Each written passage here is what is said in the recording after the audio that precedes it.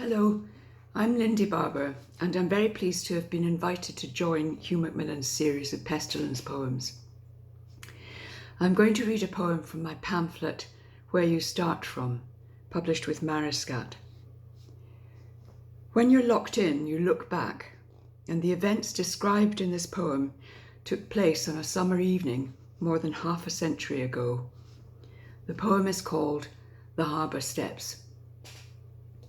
The Harbour Steps. Lilias and I are sitting on the steps one evening in the corner of the big harbour next to the boardwalk outside the harbour master's office. It's an industrial, not a picturesque harbour. To our left is the coal hoist, and up on the right is the massive turntable that was used for putting locomotives on the ferry before the railway bridge was built. This 19th century machine still works, and we used to play on it till Eddie Gilmer crushed his foot. We're talking about the new tan T-bar shoes she got in Potter's in the Murraygate, and about my dress for the school dance, a purple dolly rocker, and how everything in Richard's shops this year is purple. Why? And our revision, Hamlet and Oedipus. Was Bradley right when he said that Gertrude just wanted to be happy, like a sheep in the sun? We think not. Lilias thinks Gertrude is a fantastic name, and that from now on she'll pretend that it's her middle name much better than Margaret, and I agree. Lilias asks me what I think about Pat Pow. Is she overdoing the Sandy Shore look-alike thing? And I say, the haircut is good, but she should lay off the bare feet. They're dirty, and she has a verruca. I saw it in gym, and it's green.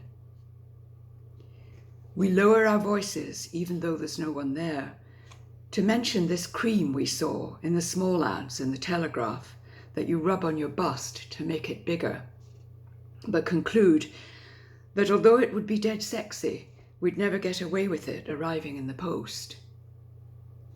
This leads us into the big question. These brothers that we fancy. My one I've been in love with since the school play, and hers she says she likes, but I'm not sure she's telling the truth. It turns out pretty soon, surprise, surprise, that wires get crossed and we end up going out with the wrong brothers. I go with mine for about a year and we have sex in the woods, but she is with hers, my original love interest, for ages, and he dumps her at university and she gets an eating disorder. Anyway, it's then that the yells and wolf whistles start up. Some boys on bikes are circling the area at the station next to where the level crossing used to be till they closed the railway only a month ago. They're opposite the Bell Rock pub and under the beige bulk of Jubilee buildings with that strange paved area in front, benches that no one sits on, and a rockery that looks, we think, like a pet's graveyard. Their voices carry to us clear across the harbour.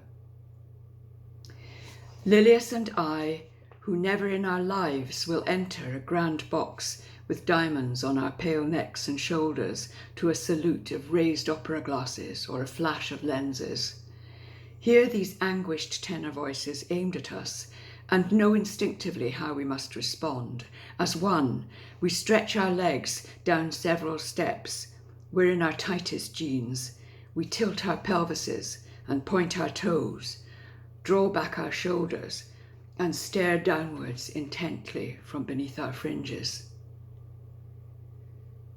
And all the time, the water in the harbour rolls, its quilting of gold light mixed with the bloom of oil, its black reticulation of chains and mooring ropes, its flotsam corner at the bottom of the steps of cigarette ends mixed with scum, its dark skirts of weed.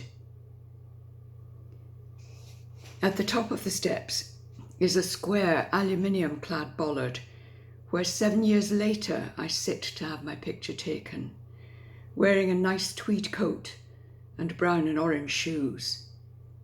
It is the 70s by then, and I am 3 years married. Thank you.